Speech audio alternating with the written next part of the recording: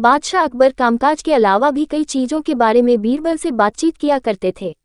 ऐसे ही बैठे बैठे एक दिन बादशाह ने बीरबल से पूछा कि इस दुनिया में सबसे बड़ा हथियार तुम्हारे हिसाब से कौन सा होता है। इस बात के जवाब में बीरबल ने कहा कि संसार में आत्मविश्वास से बड़ा हथियार कुछ और नहीं हो सकता है। ये बात अकबर की समझ में नहीं आई, लेकिन फिर भी उन्होंने कुछ नहीं कहा।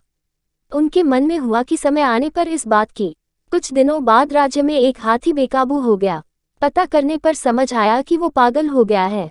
उसे कर्मचारियों ने जंजीरों से जकड़ लिया था। इसकी खबर जैसे ही बादशाह को पहुंची तो उन्होंने सीधे महावत से कहा कि जब भी तुम्हें बीरबल आता दिखे तो हाथी की जंजीरों को खेल देना। ये सुनकर महावत हैरान हो गया, लेकिन बादशाह का आदेश था इसलिए सिर झुकाकर चला गया। अब अकबर ने बीरबल को महावत के पास जाने के लिए कहा। महावत ने भी बादशाह के आदेश का पालन करते हुए बीरबल को आते देख हाथी को जंजीरों से मुक्त कर दिया। बीरबल को इस बात की खबर नहीं थी, इसलिए वो आराम से चल रहे थे। तभी उनकी नज़र चिंघाड़ते हुए हाथी पर पड़ी। जैसे ही उन्होंने देखा कि हाथी उनकी ही तरफ आ रहा है, वो कुछ समझ नहीं पाए।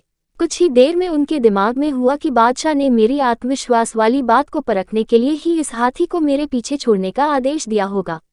अब बीरबल इधर उधर भागने की सोच रहे थे, लेकिन ऐसा कुछ हो नहीं पाया।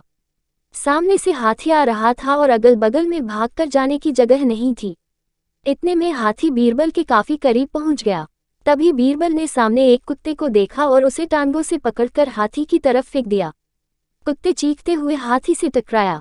उसकी ऐसी चीखें सुनकर हाथी वापस उल्टी दिशा में भागने लगा। कुछ ही देर में इस बारे में बादशाह अकबर को पता चला। तब जाकर उन्होंने माना कि आत्मविश्वास ही मनुष्य का सबसे बड़ा हथियार है। कहानी से सीख, हर किसी की बात पर यूं ही भरोसा नहीं कर लेना चाहिए। बात की जांच और परख करना जरूरी है। दूसरी सीख यह है कि इंसान समय से पहले उम्मीद न छोड़े।